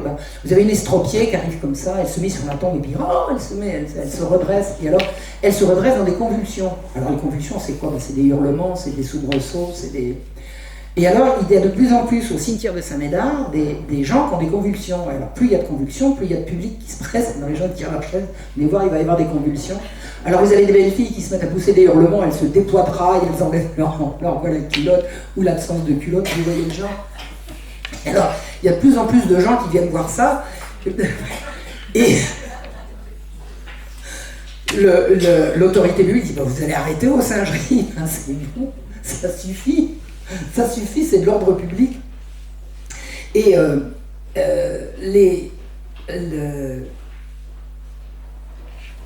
vous avez des gens qui, pour libérer les... Alors, ils ne se disaient pas vraiment possédés, mais ils disaient que pour se libérer du mal qui les rongeait, et pour opérer le miracle, il fallait leur donner des secours. Alors le secours au début, c'était des paires de gifles, pif-paf, puis après... Les gifles, c'est passé les coups de bâton, puis après les coups de fouet, puis après les coups de planche à clous. Enfin, c'est devenu des spectacles de sadomasochisme. Dans le rôle du sado, les jansénistes, et dans le rôle du maso, la malheureuse fille qui s'est trouvée prise là-dedans. Et Là, l'autorité politique, en l'occurrence le cardinal de Fleury, et l'autorité ecclésiastique dit vous faites fermer ce cimetière immédiatement, ça suffit, qu'est-ce que c'est que ces trucs? Et imaginez-vous qu'il y avait des gens qui venaient, mais des belles dames et des beaux messieurs qui venaient assister aux convulsions. C'était devenu un spectacle. Alors, un spectacle sordide, prétendument donnait des miracles et qui étaient des séances de torture publique. On ferme le cimetière. Allez, hop, on envoie la maréchaussée. J'ai lu le déploiement, vous savez, les archers qui sont arrivés là, toc, toc, toc, le petit trou là, bim, bim, bim. Ils ont fermé le cimetière, ils ont dispersé tout le monde, allez rentrer chez vous. Et le soir même, au-dessus de la porte du cimetière est marqué « Par ordre du roi, défense à Dieu de faire miracle en ce lieu ».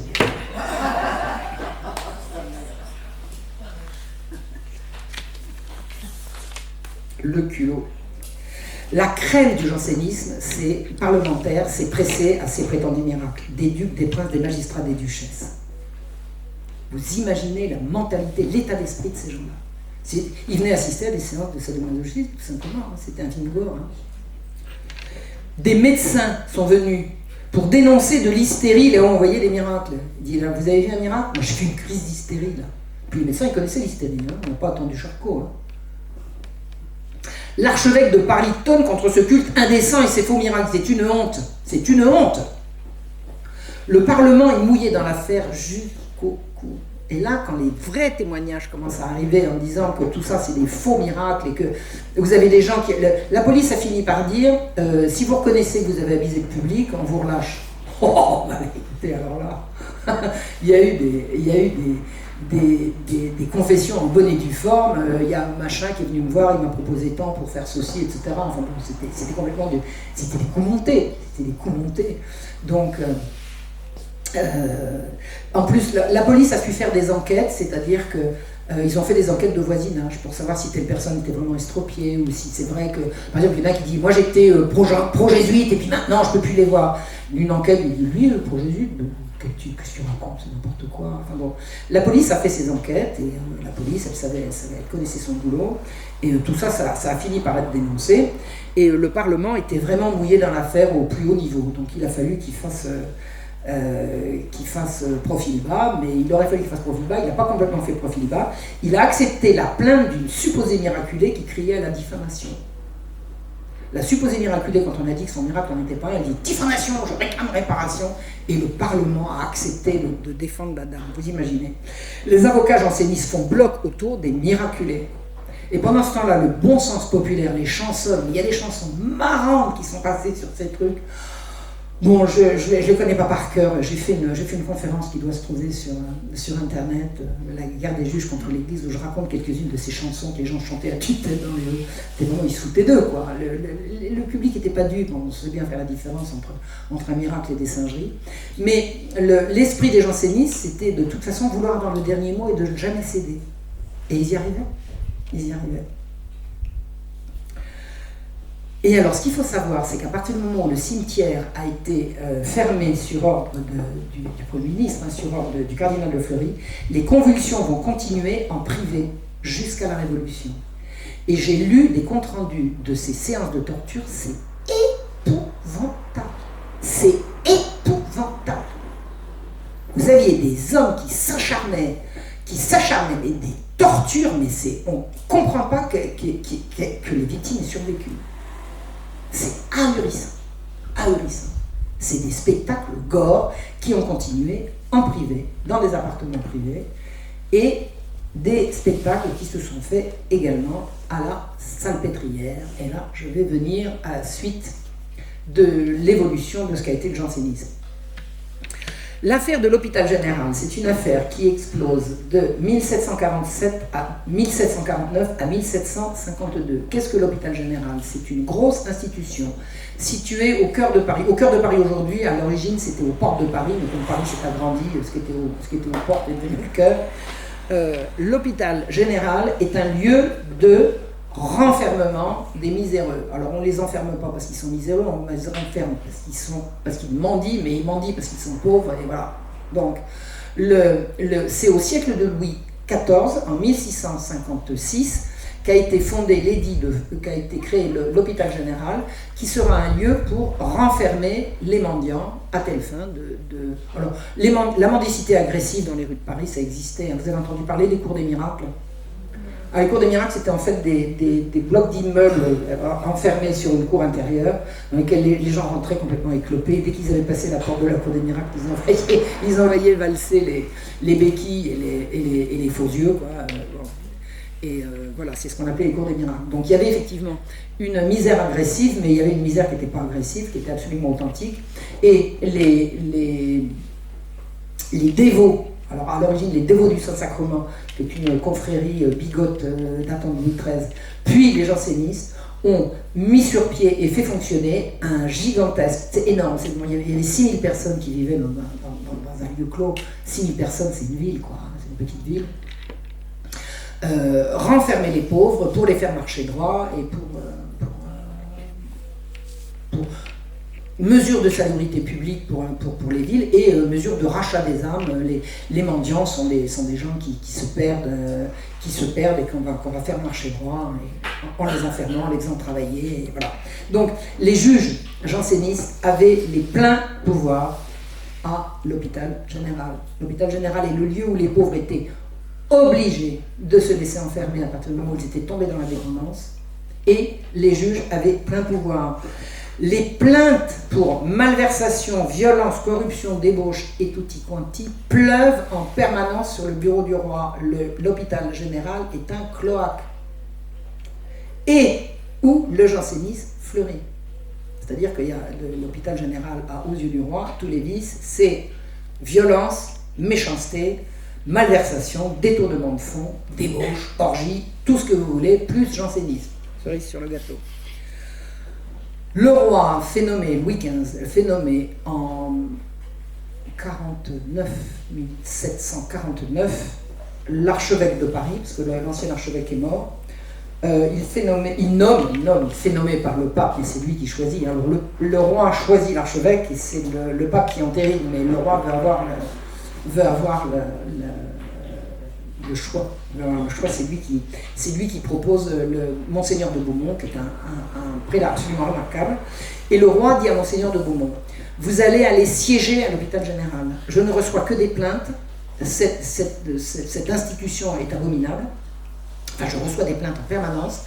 D'après les statuts de l'hôpital général, l'archevêque de Paris siège au conseil d'administration. Depuis la création en 1656, il n'a jamais siégé. Il est censé siéger, il ne siège jamais. Je vous nomme, vous allez siéger, vous allez remettre de l'ordre là-dedans. Aïe, aïe, aïe. Aïe, aïe, aïe, aïe, aïe. L'archevêque de Paris arrive à la première réunion du conseil d'administration de l'hôpital général. Grève générale! Grève générale, ça s'est pas fait en 48 heures, mais pas loin. Ça met le feu aux poudres. La nomination d'un nouvel archevêque va déclencher non seulement une grève des donations et une grève locale, mais toute la justice de Paris va s'arrêter. Le roi dit à l'archevêque de Paris: vous allez siéger à l'hôpital général. Le Parlement arrête de juger. Attendez, il n'y a pas un peu de disproportion, et surtout, pourquoi Le roi dit à l'archevêque: allez regarder ce qui se passe. Et les juges disent: jamais. Impensable. Les jansénistes ont organisé une grève des donations. L'hôpital général vivait à la fois d'un certain nombre de droits que le roi autorisait à percevoir pour faire entrer de l'argent, mais également de legs, de dons. Les jansénistes ont organisé une grève des dons. C'est bien, c'est une façon de s'occuper des pauvres. Hein? Allez, on arrête. Pourquoi? Parce qu'il y a un nouvel archevêque et qu'on ne veut pas qu'il vienne regarder ce qui se passe. Bon, je vous la fais courte, parce que si vous voulez que je vous fasse une conférence sur l'hôpital général dans encore quelques heures, je vais la faire courte. J'ai mis à jour que dans l'hôpital général entraient et sortaient des enfants qui disparaissaient par milliers. Par milliers. J'ai relevé les noms, les codes, les numéros d'ordre, les dates d'entrée, les dates de sortie.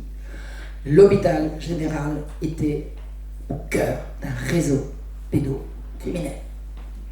Alors j'ai écrit un livre qui s'appelle La Marche Rouge. J'en ai plus, je ne vous en ai pas apporté, il doit m'en rester un ou deux. Ne vous inquiétez pas, ça viendra. Mais pour l'instant, je ne peux pas vous le...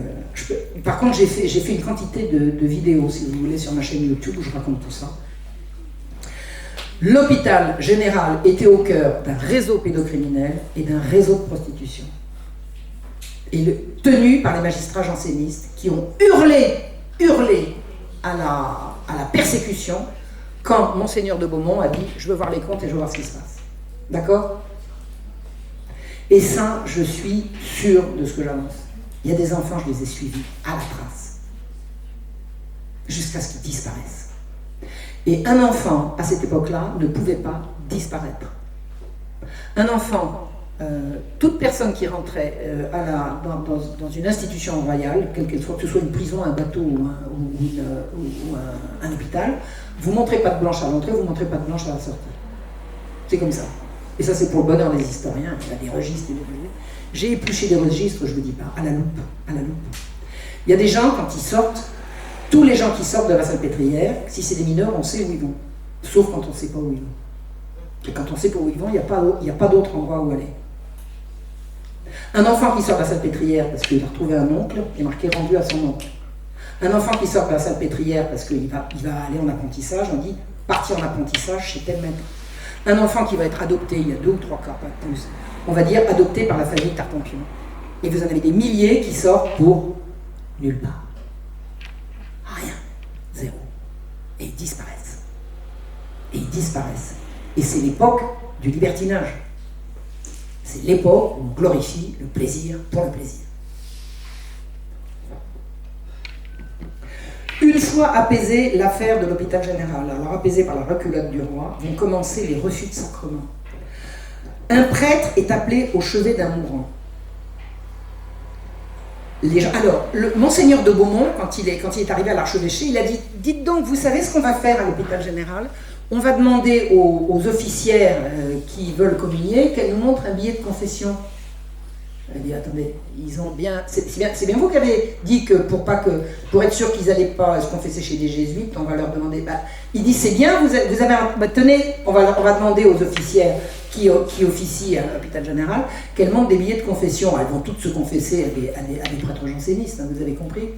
Ceux qui n'ont pas voulu signer, etc. Donc Monseigneur de Beaumont, il lance l'affaire, il dit bonne idée. Alors les nouvelles ecclésiastiques poussent des hurlements en disant c'est une honte, on aurait jamais... oui, peut-être, mais c'est quand même vous qui l'avez inventé, parce que à Alais, vous vous souvenez, l'évêque Pavillon, il demandait des certificats, des billets de confession, puis après ils l'ont demandé pour tous ceux qui étaient censés ne pas se confesser aux jésuites, donc c'est eux qui ont inventé le truc. Mais quand Monseigneur de Beaumont a dit tiens, c'est une bonne idée, on va l'appliquer, ils ont poussé des hurlements. Donc, on est en mesure de savoir si quelqu'un s'est confessé à un janséniste ou pas.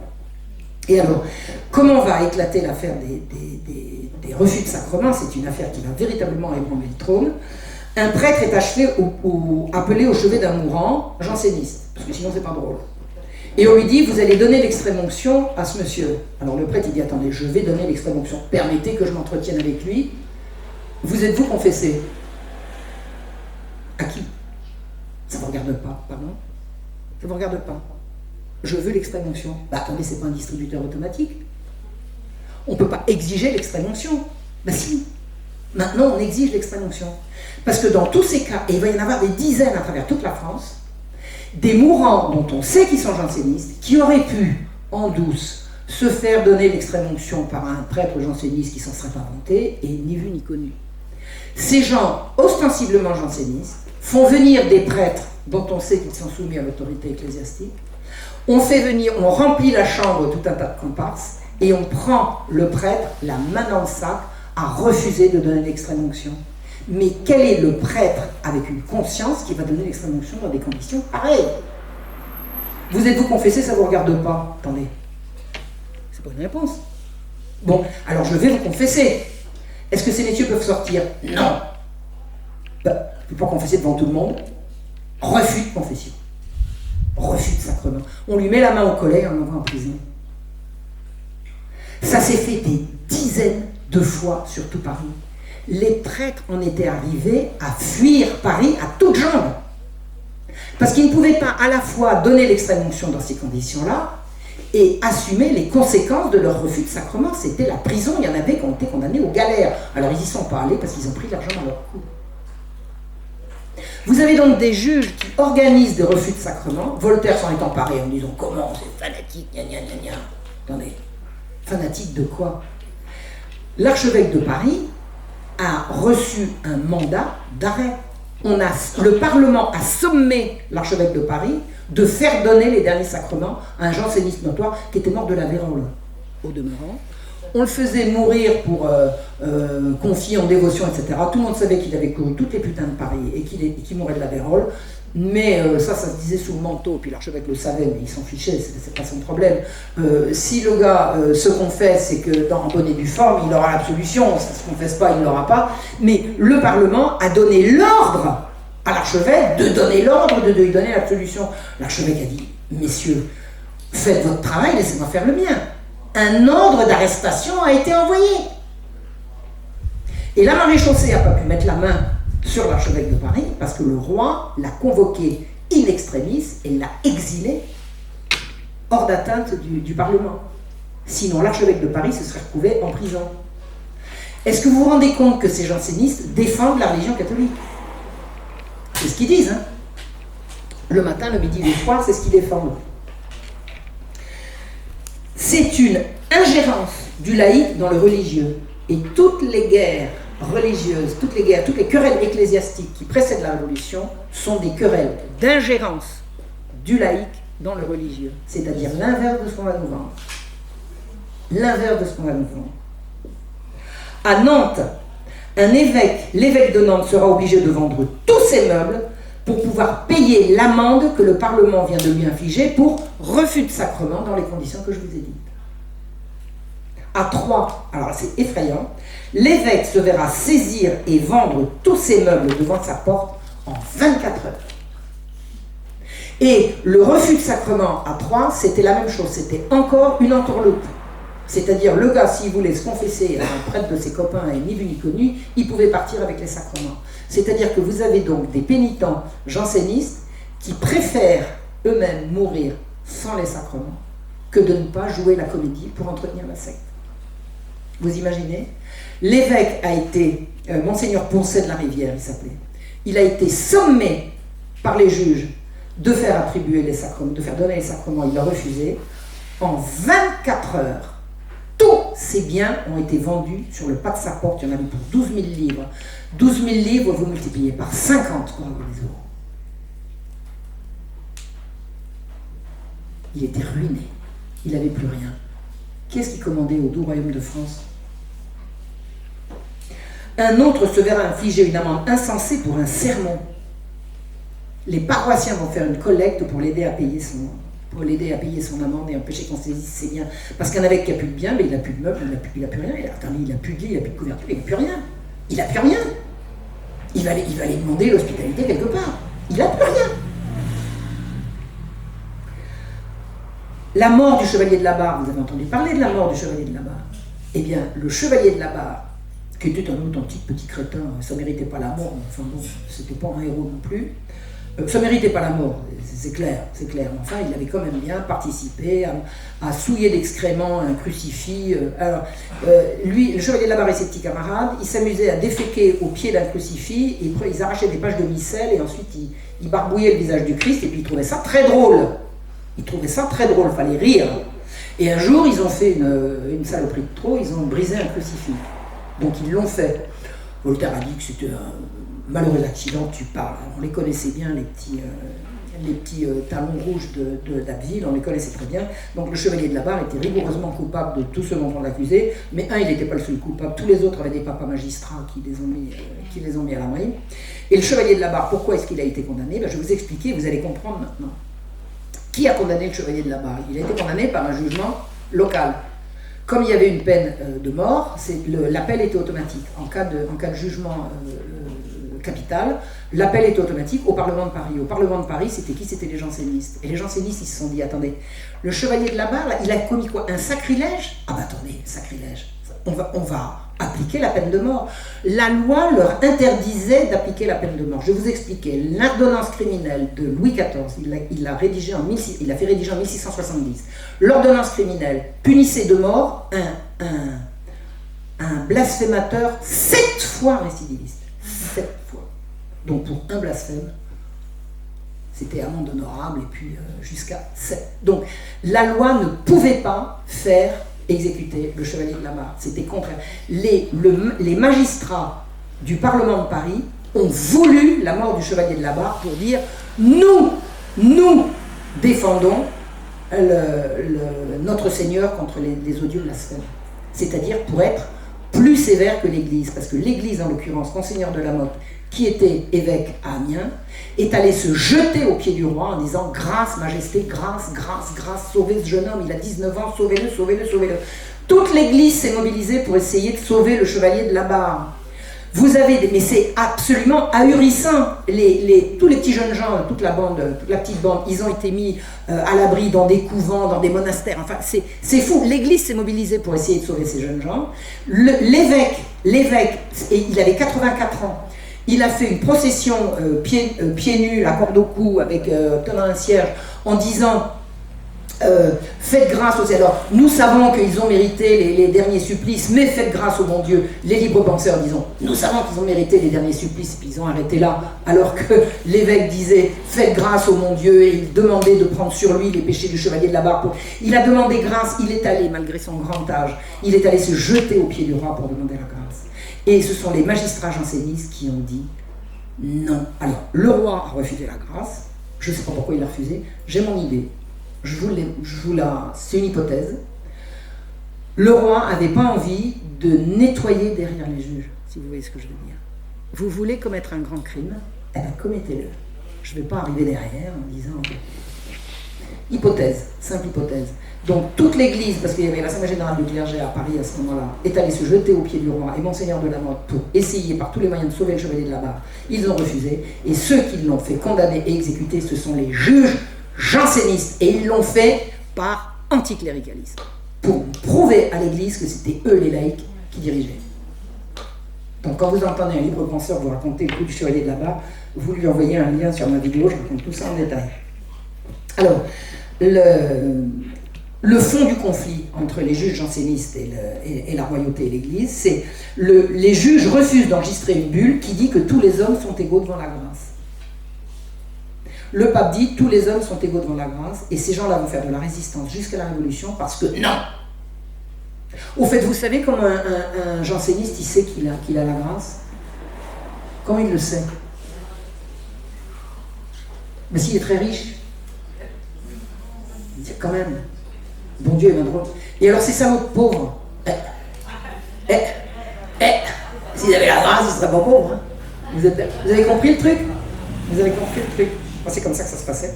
Donc le fond du conflit, c'est que les juges refusent d'enregistrer une bulle qui dit, une bulle, c'est-à-dire une décision du pape qui dit les hommes sont égaux devant la grâce, c'est-à-dire égaux devant Dieu. La magistrature janséniste refuse que les affaires religieuses soient l'affaire de l'Église. Les juges laïcs veulent se mêler d'affaires de l'Église. Elle veut l'ingérence du temporel dans le spirituel. Et elle entretient une secte morbide et sadique, vous avez compris. Et quand il faudra le cacher, elle permettra de continuer à l'hôpital général. Les singeries des convulsions ont continué à l'hôpital général. Il couvre et vraisemblablement profite un gigantesque réseau pédocriminel que personne n'a mis à jour avant que je m'en mêle. C'est comme ça. Hein. J'ai essoré toutes les archives de l'assistance publique sur le sujet. Personne n'a levé le lièvre avant moi. Maintenant, il est levé. Hein. Tout est déposé. Hein. J'ai un mémoire d'université, tout ça c'est déposé. Donc, ils vont faire la guerre aux jésuites jusqu'à leur disparition. Une fois les jésuites disparus, l'autoroute est ouverte pour faire passer quoi? Le libéralisme économique, l'économie de marché, la barbarie économique, c'est ce qu'a amené la Révolution. La victoire des jansénistes, ça sera la constitution civile du clergé. C'est quoi la constitution civile du clergé? C'est le clergé obéit à l'Assemblée, à la Constitution. C'est quoi un prêtre réfractaire? C'est un prêtre à qui on dit vous allez jurer fidélité à la Constitution, vous allez jurer d'obéir à la Constitution. Et attendez, comme citoyen, pas de problème, attendez, comme prêtre, moi j'ai des supérieurs. Non, Maintenant, vous allez obéir à la Constitution. La Constitution, elle a constitutionnalisé l'économie de marché. Les prêtres qui ont une conscience, ils disent non. Alors, on va les massacrer, on va les déporter. Ça sera la Révolution française. La Constitution civile du clergé, ça sera la soumission de l'Église à l'État en 1790. Et ça va déclencher la guerre civile la plus épouvantable, et ça va déclencher la guerre en Vendée, et beaucoup d'autres choses. On connaît la Vendée parce que Rénal Sécher a fait le travail, mais il y a beaucoup d'autres atrocités commises sur le pays. La Constitution civile de clergé va mettre la France à feu et à sang. C'est une victoire janséniste. Le masochisme et l'anti-humanisme du jansénisme ont grandement contribué à déchristianiser la France.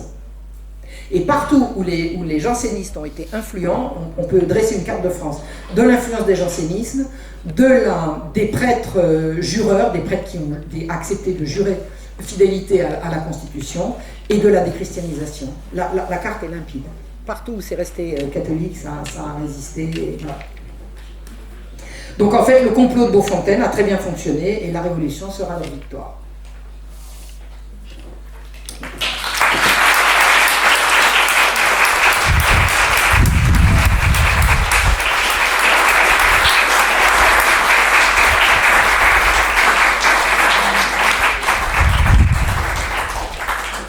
Alors, est-ce qu'il y a un peu de temps pour un jeu de questions-réponses? Oui.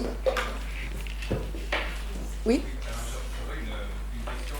D'abord, merci parce que c'était un exposé extrêmement brillant. Vraiment, on a appris énormément, enfin moi j'ai appris énormément de choses. Est-ce qu'il existe aujourd'hui un courant qui se réclame du jansénisme et quel moyen d'expression il a? Est-ce qu'il existe? J'ai pas compris. Est-ce qu'il existe aujourd'hui, dans le monde contemporain, un courant qui se réclame du jansénisme? Alors, un courant, je reprends la question très intéressante. Est-ce qu'il existe aujourd'hui un courant qui se réclame du jansénisme? Moi, j'en ai connais un, c'est l'université française. Essayez à l'université française de raconter ce que je vous raconte là. Vous ne pouvez pas vous imaginer ce qui va vous tomber dessus. À l'université, on n'a pas le droit de dire, vous savez, tout ce que je vous raconte, j'ai tous les détails. Hein. Quand j'ai commencé à raconter ce qui se passait à l'hôpital général, ma prof à qui j'envoyais parce que j'étais à la campagne, donc je faisais mes études par correspondance, je voyais ma prof qu'une fois par semaine. Le reste du temps, je communiquais par Internet. Tout ce que je racontais sur les horreurs qui se passaient à l'hôpital général, elle me disait c'est pas vrai. Du genre, c'est même pas vrai. Un jour, des jansénistes, enfin des intervenants extérieurs sont allés à l'hôpital général pour demander à s'occuper exclusivement des enfants de cœur et supprimer la proximité qu'il y avait entre les enfants de cœur et leurs confesseurs. J'ai su par la suite, parce que j'ai découvert la vérité, un écrivain bourguignon qui s'appelait Restif de la Bretonne a été enfant de cœur à l'époque, et son frère était pédéraste, et il disait que les jansénistes à l'hôpital général qui s'occupaient des petits garçons, en fait, ils se les envoyaient, quoi. C'était un réseau pédocriminel. Et je ne le savais pas encore avec certitude, mais le soupçon était absolument énorme, et je raconte qu'un jour, il y a eu une bagarre, des laïcs extérieurs à l'hôpital général venaient s'occuper des enfants de cœur, les prêtres ont voulu défendre les enfants de cœur, et ça s'est terminé à coup de pincette. C'est-à-dire qu'ils se sont battus, Eh bien, ma prof m'a retiré ce que j'étais en train d'écrire pour dire la persécution des jansénistes par les prêtres de l'hôpital. Ça veut dire quoi? Ça veut dire qu'il y a une version officielle qui veut que les jansénistes soient des opposants sains aux abus de l'absolutisme, de l'Église et de la royauté. Et si vous avez des preuves du contraire, ma prof m'a fait rater 1 an. Elle m'a empêché d'avoir mon diplôme. Vous voulez que je vous raconte comment? C'est très simple. Elle m'a vu travailler comme une acharnée sur des archives pendant 1 an, et au moment de présenter mon mémoire, elle était ma seule prof, au moment de présenter mon mémoire, elle ne m'a pas dit comment le présenter. Donc j'ai pas pu l'avoir. Mais elle était quand même là, elle était quand même payée à ça, non? Et j'avais personne d'autre qui pouvait me l'expliquer pareil, parce que c'était elle ma prof. Et j'ai su le jour de l'examen qu'elle m'a fait passer fin septembre, pour être sûr que je puisse pas faire... Le jour de l'examen, j'ai su qu'au lieu de le présenter comme je l'ai fait, il fallait que je le présente différemment. Et pourquoi vous ne me l'avez pas dit, madame? Et vous savez ce que j'ai fait? Devant le jury, j'ai dit, je recommence, je m'inscris demain, je repique. Et je me suis inscrite à un séminaire de méthodologie, à un module de méthodologie, puis alors je suis arrivée, j'ai eu une mention très bien dans le truc. Mais 1 an plus tard, parce qu'elle m'a empêché d'avoir mon diplôme. Et je me suis amusée récemment, il y a quelque temps, à relire toutes les notes qu'elle m'avait mises sur mes mémoires. Tout ce qui disait du mal des jansénistes, elle me faisait retirer. Or, elle n'était pas chrétienne, ni catholique, ni rien du tout, c'était une robespierriste déchaînée. Donc, les jansénistes sont défendus par les marxistes, robespierristes, jacobins, à fond les manettes. C'est ce que je peux vous dire.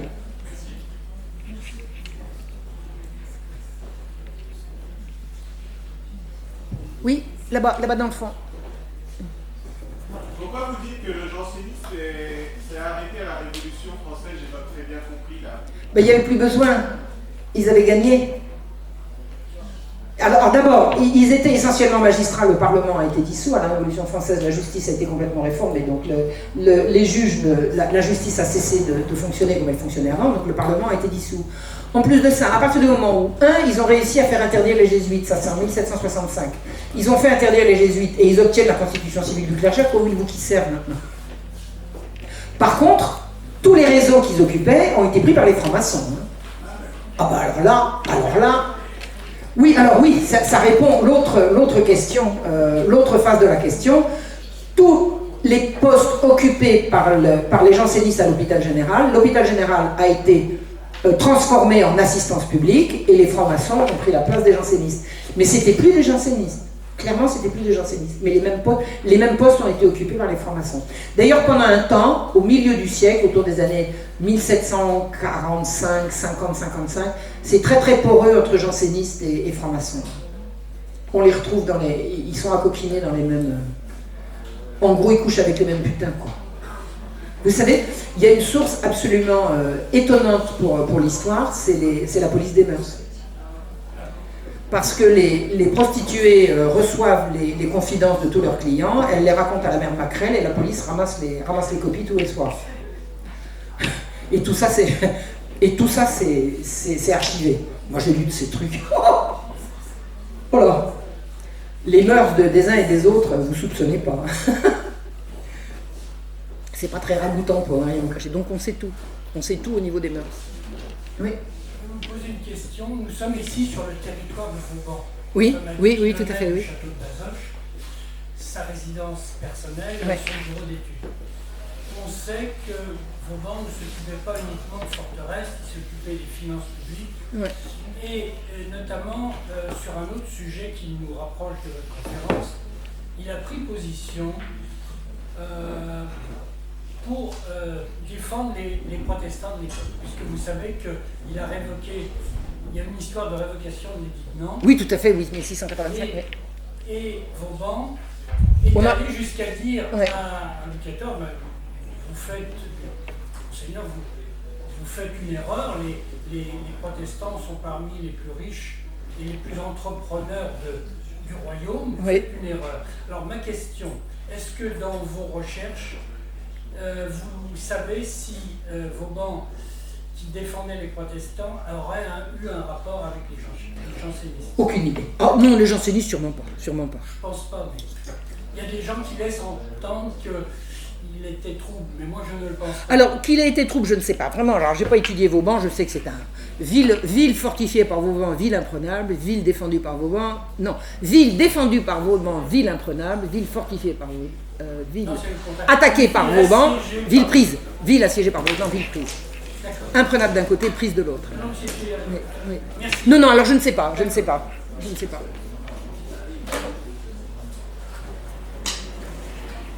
Alors je voulais vous dire, je devais apporter des livres, je les ai oubliés. Mais j'espère pouvoir dans quelques temps en apporter, parce que pour l'instant c'est des fonds de cuve, comme on dirait si c'était du vin. C'est quelques exemplaires, j'ai plus grand chose. Voilà. On arrête là ?